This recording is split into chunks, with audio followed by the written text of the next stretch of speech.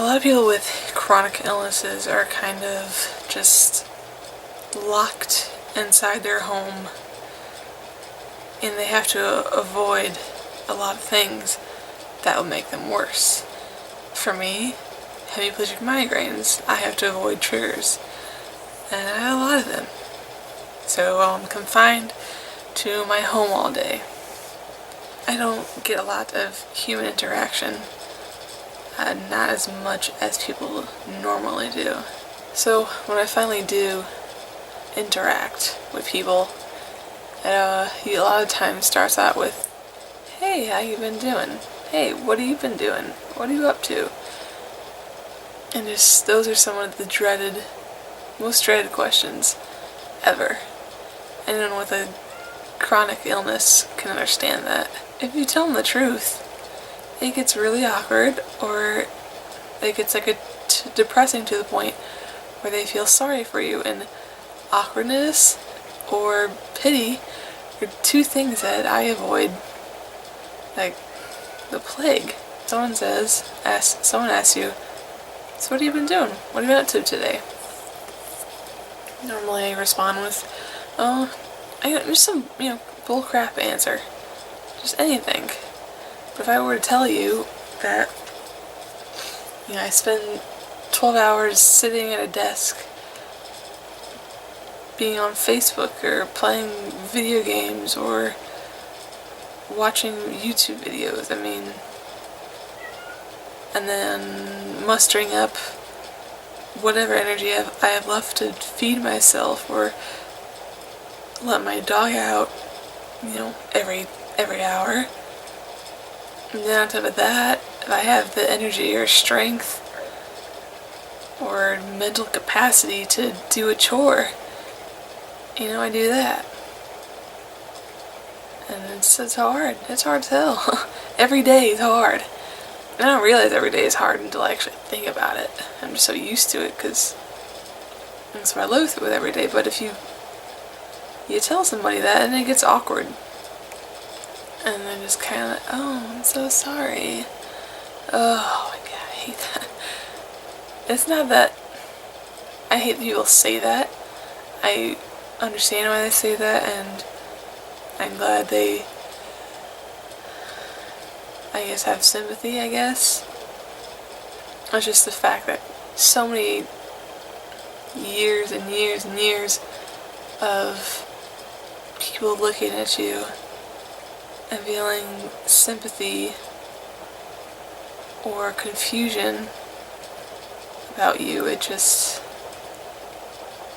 you want people to stop looking at you like that, You want people to stop feeling sorry for you. You want someone to, And on top of it being awkward and they don't really know what to say after you say something that's, honest, not dramatic, but just honest. It's kind of like, oh, and then you want to ask them about their life, but one, it's going to be depressing because, you're over here like, well, yesterday I managed to take a shower, so that was a real accomplishment for me. While they're over, they tell their story, and they're like, yeah, well, then they say something successful about their job, while you're over here, well, I can't work because of my disability. And it's just so depressing.